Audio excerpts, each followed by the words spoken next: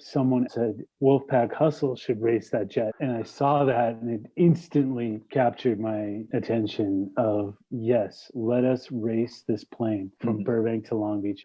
If I come up to a stop sign and I see there's a car there already, I let the car through. And if there's no one there, I slow down, I look both ways, and then I start pedaling again. So this bill would just legalize that.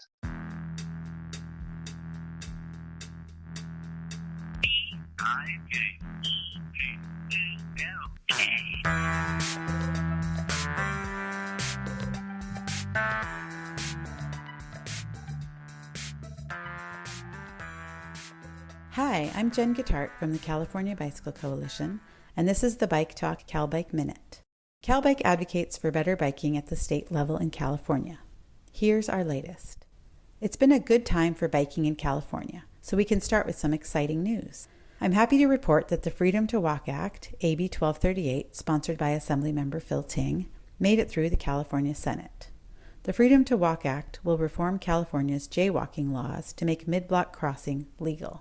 Calbike supporters and bike advocates around the state sent hundreds of emails to their senators. You made a big difference. Thank you. Now, Calbike is working to secure Governor Newsom's support for the Freedom to Walk. If the governor signs the Freedom to Walk Act, AB 1238, it will represent important progress for people who bike and walk in California. More good news. California's legislative session has ended with several big accomplishments for active transportation. Calbike's signature e-bike affordability program is fully funded and in development. And the two other bills we sponsored this year have passed the Assembly and the Senate, placing a spotlight on the need to decriminalize the bicycle safety stop and jaywalking.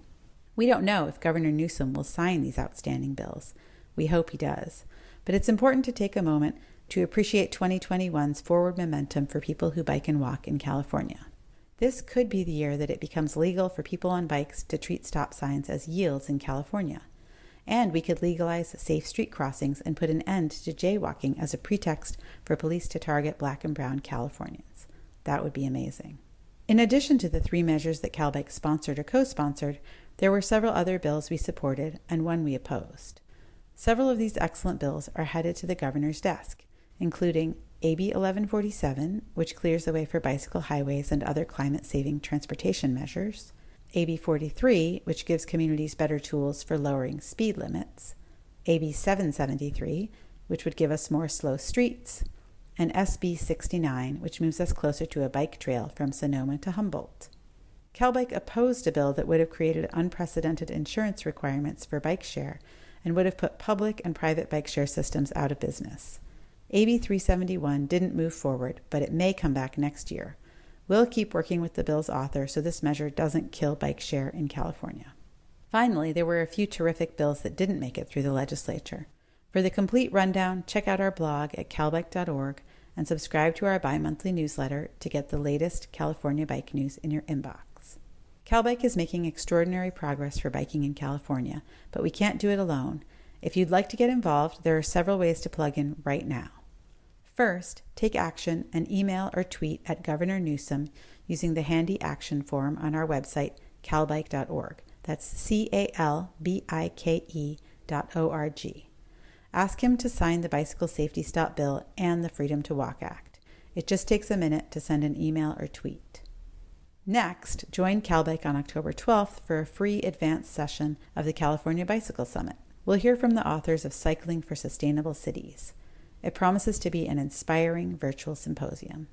Finally, get out and ride to raise money for Calbike on the California Dream Ride Challenge, starting October 14th. Learn more at calbike.org. You can find the details about these activities and more at calbike.org. That's CALBIKE.org. See you in the bike lane.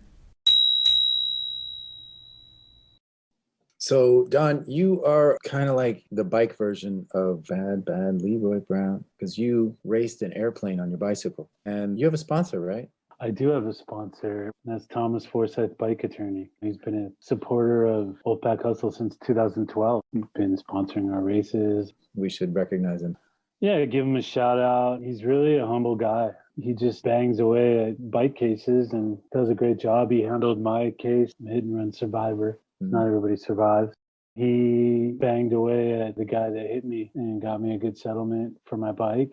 I was also compensated civilly. I learned so much about why hit and runs are an epidemic in Los Angeles, and I'm sure beyond the Los Angeles. It's the driving culture in the United States, but definitely Los Angeles is the hit and run capital of the world.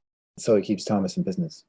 Yeah, right. That's the sad part, is that there are great guys out there who are doing this work. Yeah, like Thomas Forsyth, Josh Cohen, others. They do the work, and a lot of times it takes a long time. It takes a year of process before you could start to get money. Thomas Forsyth is great because he'll just get you a check for your bike like right away, and you go get that thing appraised by a bike shop, and he will hook it up. That's the one thing that I liked about the way he handled my case. We could get into the legend of how you raced the JetBlue plane. We won. And then we're going to talk to Warren J. Wells, who's the policy and planning director of the Marin County Bicycle Coalition, on some of those bills that we talked about. Okay, cool. Bike versus jet. That was back in, when was that? 2010, I want to say. Been so long. Metro was spending like $1 billion or $1.5 billion to add a lane to the 405 freeway for a couple miles or something ridiculous. So they had to shut down the freeway because there's a bridge that they had to literally tear the legs out from under to widen the stance of the bridge so they could jam in yet another lane on the 405. And they spent $1 billion to do it rather than $1 billion, say, putting in these Van Nuys to Westwood train, Rather than doing that, they put in a lane on the 405. And that thing is jammed up right now. So that's why it was so ridiculous, because everybody recognized it was a stupid waste of money to widen the 405 yet again because of induced demand. We all know about induced demand. You build it, they will come. That means they put in a lane, it gets filled up really quick. So it was a stupid waste of money. JetBlue saw a PR opportunity in the closing of the 405. So they tongue-in-cheek created a flight that would go from Burbank to Long Beach. They tongue-in-cheek created a flight? Yeah, there's no Burbank to Long Beach flight because it's a ridiculously short flight. They would never do that as part of a commercial route. But they did it just for fun to kind of capitalize on all of the publicity that Metro was generating for the closure of the 405. It was going to be the traffic holocaust or something. What'd they call it? Carmageddon? Carmageddon, yeah. They should have called it. What year was this again? I think it was 2011. So they created all this publicity. They were putting all these messages out. It was an insane amount of publicity for months beforehand. And JetBlue found a way to capitalize on that by creating this flight that was going to take you from Burbank to Long Beach, and they would take a detour and fly over the 405 freeway and show you the 405 closed, which that never happens. So who was on that flight? Jeff Bezos or somebody? Well, I guess it was some kind of lottery to get on the flight. I think it was like $4.05 flights or something like that. And they had memorabilia that they were handing out to the passengers. It was just like a big publicity stunt. It was masterful. They did a great job of hijacking Carmageddon. However, this guy by the name of Tom Vanderbilt, who studies traffic over on the East Coast, he's a big traffic guy up there and very much on the same page as everybody here in terms of biking, walking, and so forth. So he's an advocate over there. And I think it was him that said, it would be cool if some bike riders raced that jet. And someone else, I think it was Joe Anthony, another bike advocate here, said Wolfpack Hustle should race that jet. And I woke up in the morning checking my Twitter as usual, and I saw that, and it instantly captured my attention of, yes, let us race this plane from Burbank to Long Beach. How amazing would that be? And I didn't expect that we would win. It would just be fun because we do Wolfpack from Silver Lake to Long Beach and back all the time. And so the wheels started spinning. I started tweeting. There was other people tweeting. It became this thing. We're talking Thursday, and the race was Saturday. The Carmageddon flight was that weekend, and Thursday morning is when I saw this tweet. And the bike community just launched into this frenzy about like, how are we going to do this? And I'm sitting there like putting a team together of our best riders. Joe Anthony is working with Ezra Horn, who tweeted out that he was a passenger on the flight. And we were putting together the whole logistics of where is this race going to start? And it was getting momentum. It was in every media outlet across the world. We were on Chinese media, Korean, Australian, the BBC. I was interviewed on the BBC twice, 2 different shows, German media. This thing was going on fire, including all the local media. Like my phone was starting to get blown up. Do you have any clips of all this? The media? Yeah, I do have the BBC archived. I think I have the Korean interview archived. Ezra did a bunch of filming, Ezra Horn. And Joe Anthony managed to talk his way onto the flight, which was genius. JetBlue gave him a ticket to get on this flight with Ezra.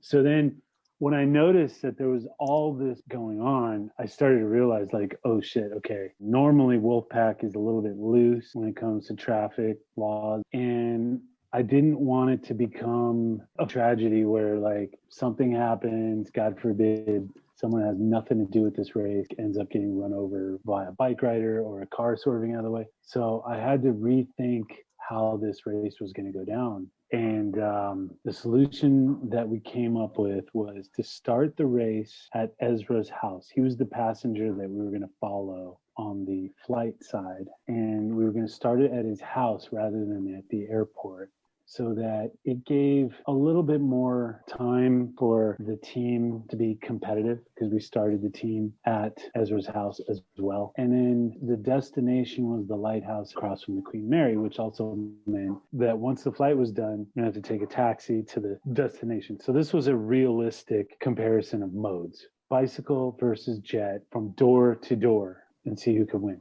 That gave us a little bit more time to race and not be running lights and doing stupid stuff. Because at the end of the day, the LA River bike path was probably 70% of the route. So they had free and clear the ability to just blast down that bike path with no lights. And it's like a freeway for bikes, and get to the lighthouse, because the bike path actually ends by the lighthouse. So realizing that this is not a legit race so much as more of a publicity stunt, this was going to make it more fair. And we were being good about it. We weren't going to run lights. And guys had a real tough time with that. You know, John Budenoff was on the team, and that guy, you know, you tell him one thing, he goes in one ear, out the other.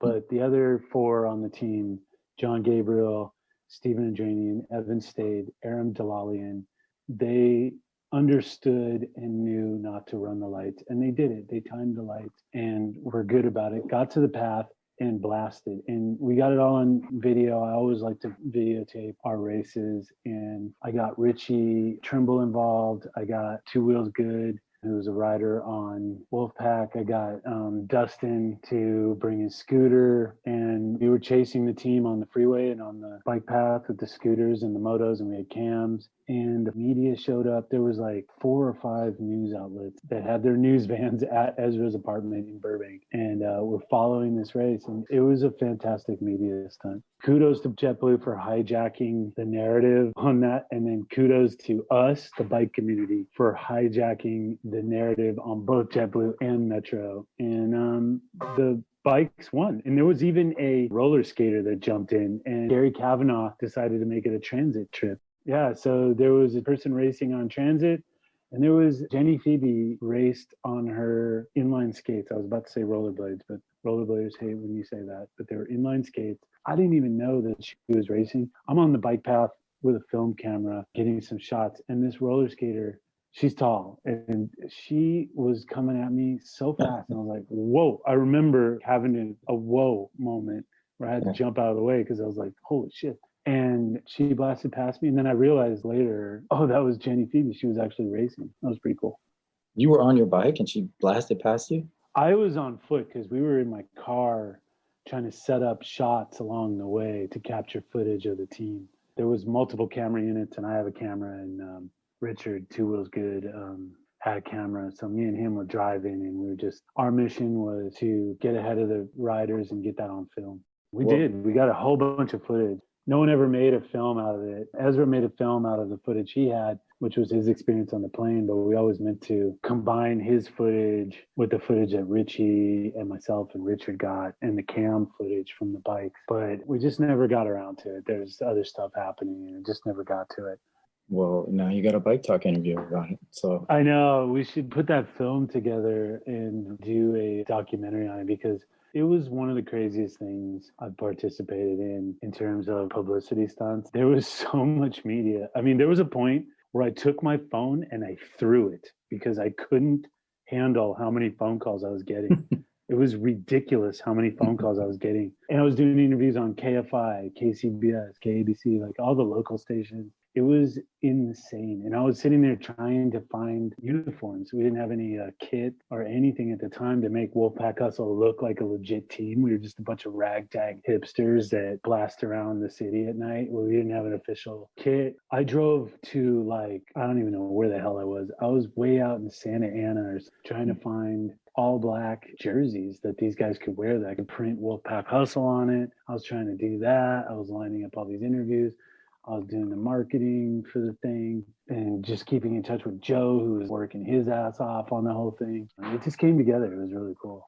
Cool. Maybe there'll be a film about that someday. I hope. And I hope the hard drive with all the footage is still good.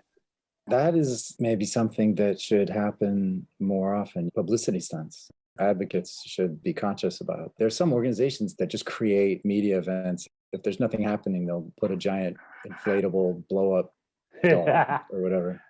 Yeah. We got Lindsay. She's going to share her interview with Warren J. Wells, who's the Policy and Planning Director of the Marin County Bicycle Coalition.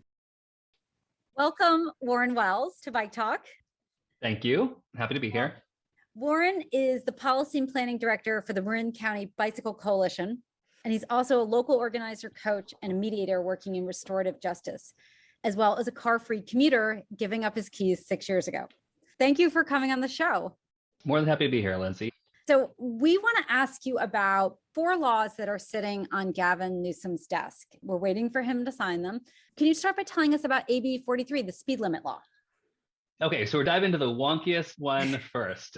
Okay, I'm not sure how familiar your listeners are with the 85th percentile rule. I'll start at the base in case this is anybody's first show. Okay, so I've heard a public works director say that California sets its speed limits in a rather democratic fashion. Speed limits are not set prescriptively, they're set descriptively. So they're not chosen by the government, they're chosen by the people who drive. So to set a speed limit, what's called a speed survey is done. So an engineer goes out there with a radar gun and looks at 100 cars and line them up in the speed. So someone's going 20, someone else is going 40, everyone else is going in between. And the speed that the 85th fastest car is going, that's the speed limit.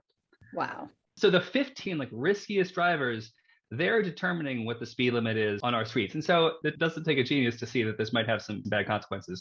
Famously, in Los Angeles, during the recession, there was a big drop off in speed enforcement. And so people naturally started driving faster because you keep driving faster, no one keeps ticketing, you keep driving faster and faster. And so when they went back and did a bunch of speed surveys in the late 2010s, they found that they had to raise the speed limits on 100 miles of city streets, a lot of them in the valley, because people were driving faster than they were 10 years ago. And we know, obviously, that the biggest contributing factor in safety for crashes is the speed at which the vehicle is traveling. So faster cars means more people dying. Okay, so that's the basis. That's what's called the 85th percentile, that speeds are set by how fast the 85th fastest driver out of 100 is going. Assemblymember Laura Friedman of LA County has been working on fixing this law for some time. I think she had a bill maybe last session that would have repealed it, and then it kind of got watered down and turned into a study. It's back now as AB 43. Again, it's also been watered down a little bit. It's still super important. I believe in incrementalism. I don't think the perfect should be the enemy of the good. So under current law, jurisdictions are allowed to take the speed survey and they round it to the nearest 5, and they can round it down in certain circumstances to the nearest 5. So if the 85th percentile is 43 miles an hour, they could round it down to 40 under certain circumstances. What's so frustrating about this is that, first of all, I think we all love to speed at some time in your life. And it's not till you either get in an accident or you know too much about it. And then you start to realize it's really dangerous, and it's so deceptively dangerous. I think that's what's so important for people to understand, is that it starts to kill people at an exponential rate. It isn't just 5 more miles an hour, you're a few more percentage points. Exponentially, it becomes deadlier and deadlier. And I think if you have people in your life who've died this way, it shouldn't be democratic like this.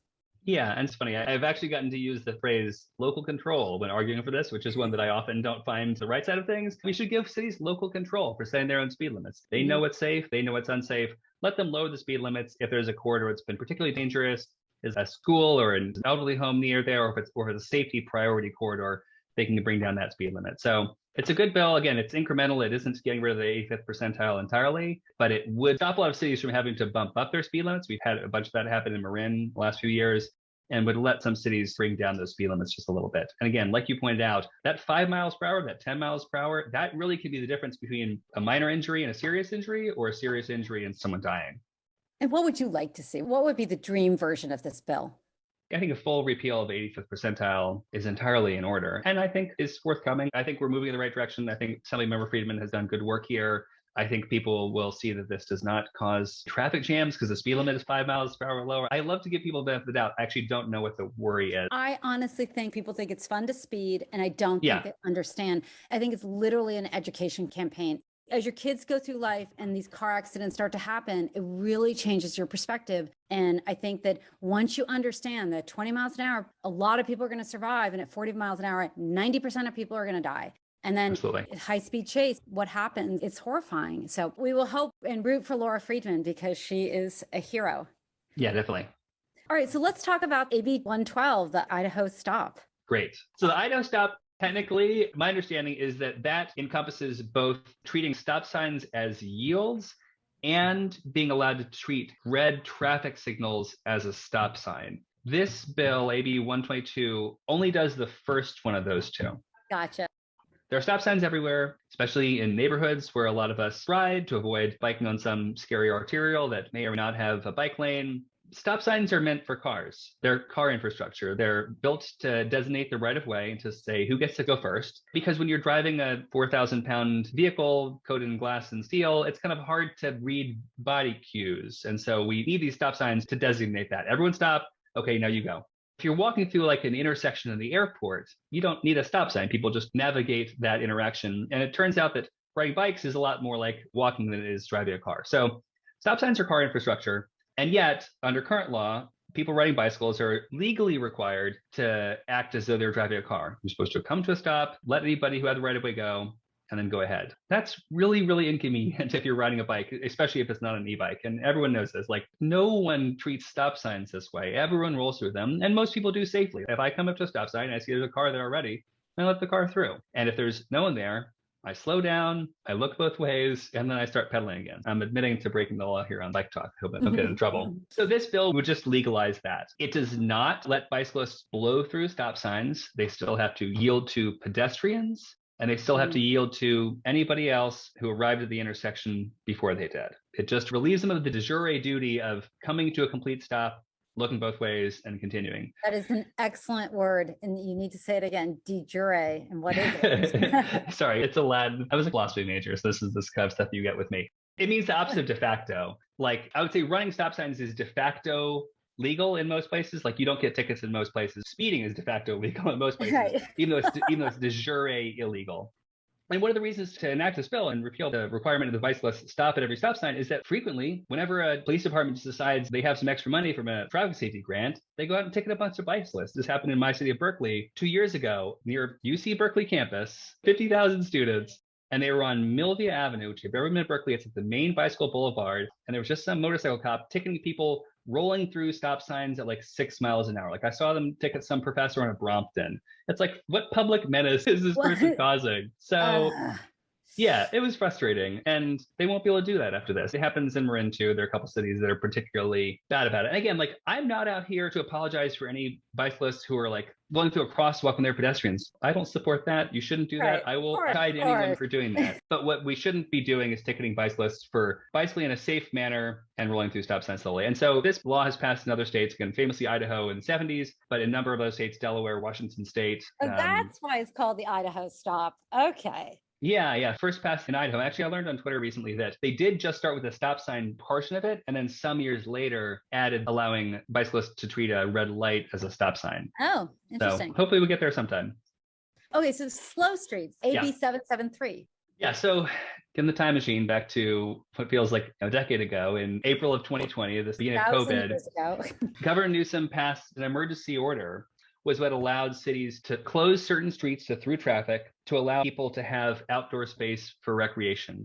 There were a lot of like weird things which now seem strange in retrospect, but like parks were closed, and so people needed a place to go outside. I lived in Oakland at the time. Oakland had an incredible rollout of the Slow Streets program. They basically took the bike boulevards from the recently passed, at the time, Oakland Bike Plan, and then just started rolling through those and putting out no through traffic signs. I lived a block off of one on Shafter Ave near Rockridge BART. The street was transformed overnight. What had been before like not a fast street, but one I rode fairly frequently, was a little bit uphill, class 3, just a Shero route. You get cars passing you aggressively all the time. I rode it every day. And then kind of overnight, these signs had no through traffic. And there's arterials literally like 3 blocks in either direction. Like people can still get where they're going. The street was transformed into like all day block party. I mean, there wasn't a ton of people out there, but moms and kids with their scooters, like dads teaching their daughters how to skateboard, people taking up half of the street, having a little like grill and their lawn chairs out there, and people chalking. I have a ton of pictures about this, like people like doing chalk murals. Oh, put it up on Twitter. Yeah, I will. Yes, great. It was great. And the neighborhood was fine. And so this is something that I think that different cities have done this to different levels of success. Given COVID, I haven't spent a lot of time at other places. I know New York has done some, San Francisco certainly. I don't know how much LA has done. Berkeley has done some of this. So this bill, AB 773, would allow cities to establish street closures. Currently, cities can do street closures for a marathon or a block party or a whole bunch of other things. It would amend that section of the vehicle code to allow slow street closures outside of the COVID emergency. I mean, why wouldn't he sign this? I mean, he's going to sign this, I hope he will. I haven't been working in California politics long enough to like be able to read the tea leaves on this. So I'm not going to just do any prognostications here. But it's a great bill. It's super low hanging fruit. Every street shouldn't be for cars all the time. There are plenty of streets that we should be letting kids go out and play in. I love what you said, low hanging fruit, because there was a time when politicians ran on quality of life, right? That was all they talked about. And like, what could be a better quality of life than being able to bike around a city? Yeah, there's a great quote from Anne Hidalgo, but she said something like, a good city is one where you can let go of your kid's hand. Of course. Like, I don't have kids. That's deeply moving to me. It's beautiful because I had one of those kids who darted everywhere. And so you get this little harness, but people would call it a leash. Yeah. A lot of toddlers. I was pregnant. I couldn't lunge for her. And the cars are going by 70 miles an hour. What am I supposed to do? And like, I lived the opposite of that. Yeah, so you had to hold on to their hand at all times. And that's just why we are okay having a city where our kids are just constantly under threat. And the only place you can have them safe is indoors, in your backyard, or in a big enough park that you can catch up to them before they get to the street. Right. Or a mall, I guess. Exactly. Right. In LA, we all go to the Grove because it's like, it's not because we need a ton of makeup and like we need another pair of sunglasses. It's because there are no cars. Yeah. And you can just wander around and your kids are safe. Yeah. I think we totally agree on this. All right. So the last law that we are waiting on is the jaywalking reform, AB 1238. Yeah. So as I understand it, this is the one that is most under a threat of veto. The passage was the closest. This bill would repeal jaywalking laws. So jaywalking laws have like a really like unpleasant history. It used to be the case before the advent of the car that you could walk anywhere. You could walk across the street and that was not illegal. Peter Norton in his book, Fighting Traffic, talks about this. I think this is starting in like the teens into the early 20s. Actually, the car companies themselves started lobbying for passing what they call jaywalking laws. The word jaywalking, it's kind of like an old term. A jay means someone from the country. It's like you're from the country and you don't know how to walk in the city because you have to watch out for cars. Hick walking would be like kind of modern translation of the term today. So don't be a jay, don't get hit by a car. So in the interest of facilitating vehicle throughput, we made it illegal to cross the street unless there's like a police officer or a street sign, a traffic light telling you can cross. Again, that sounds good in concept, but then you have reality. Many parts of America, many parts of California have places where there is a half mile between marked crossings. Maybe even a quarter mile, still a long way. If it's a quarter mile and you're right in the middle, you have to walk half a mile out of your direction to get across the street, which may be 80 feet across from you. And you could look in either direction, see no cars coming and get across. But if a police officer sees you, they can ticket you. And the minimum jaywalking fine in California is something like $220, which is a lot of money for the people who aren't driving. And so we also know that jaywalking laws are enforced disproportionately on Black and brown Californians. I think there was some study that said that in San Diego, Black residents were 4.5 times as likely to receive a jaywalking citation than their white neighbors. That's a problem. And it's also just used as a pretextual stop, as many traffic laws are, to do a search on someone who you, as a police officer, suspect of committing other crimes. So you think it's in danger of not getting signed? I just heard that. That's like the word on the street. Again, I don't work in Sacramento. If you talk to Calbike or California Walks, you'd have a better sense of that. I am just hearing from them. So this law, importantly, just what this would do, it allows you to cross anywhere as long as it's not hazardous to do. It's just saying that people should be given the judgment to cross. And if they cross in an unsafe fashion, you run out of traffic, you can get cited for jaywalking. Or I don't know what the citation is at that point, but you still have the duty of care in crossing the street. Mm-hmm. Hope for that. So for the next legislative session, what are you guys hoping for? Well, so every legislative session, there's a bunch of stuff that gets proposed in the beginning. You're like, oh my gosh, we're going to be a utopia by the end. And then one by one, Portantino or Lorena Gonzalez holds something in appropriations. This is kind of like wonkery. Some bill that you were excited about sort of gets killed in a way that makes no sense and is totally inscrutable from the outside. So I would say the biggest bill that we were supporting this past year was David Chu's bill, AB 550. Which was the automated speed camera law that started big. It started being like a statewide pilot. It happens in other cities, like New York famously has hundreds of speed cameras. They're all located around school zones. So if you're driving too fast to a school zone, you get a ticket and they work. 95% of people who receive a speeding ticket in New York don't get a second one. Because you're like, well, they don't even have to be that much. What changes behavior is people realizing that if you think there's a high likelihood of being caught, as opposed to a low likelihood of being caught and a large punishment. That is so interesting. And I actually think it'd be better to just do $10. I 100% agree. No. $5 every mile over. You go 21, you get $5 because it's annoying. And that's what you want. Yeah. And actually this bill, I have to go look at it. So it died maybe in June or something. Mysterious reason. It just got held in committee. I thought the maximum fine was like $80. It was relatively cheap in like the realm of things. There were diversionary programs so you wouldn't even have to pay anything. I agree with that. Yeah, the author worked equity, social justice groups, to my mind, like really bent over backwards to make sure that this bill got out ahead of criticisms. There were a lot of privacy protections. There was no facial recognition. It was ticketing the owner of the car, not the person, all sorts of stuff. It eventually got watered down to a 5 or 6 city pilot. So it was as like tinkering on the edges as you could get. And even then it was killed. So what we're talking about with AB 43, we know that speed kills.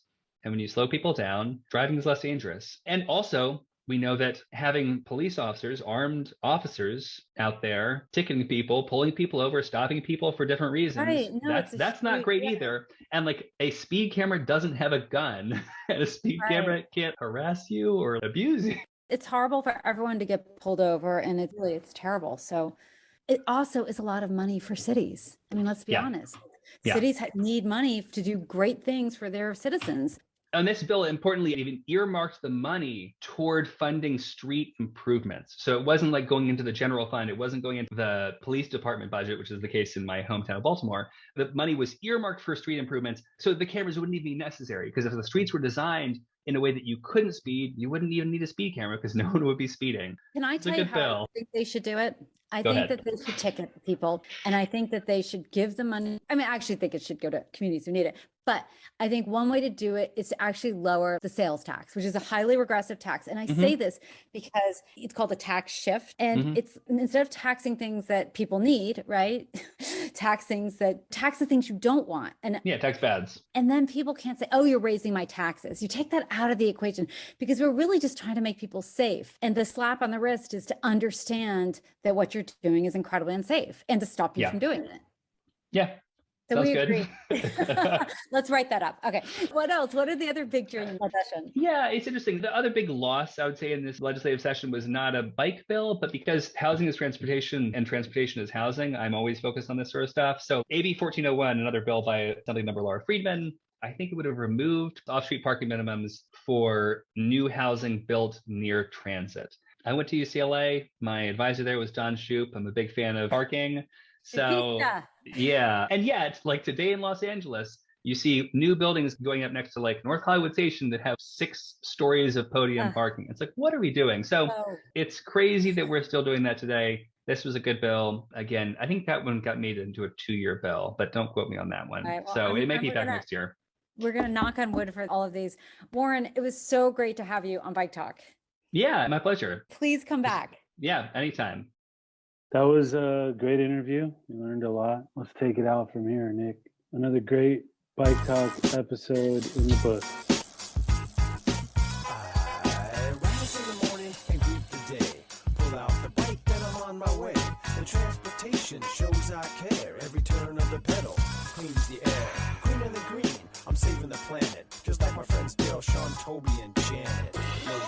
exhaust gas, a tiny carbon footprint up your ass. I'm on a motherfucking bike. I'm on a motherfucking bike.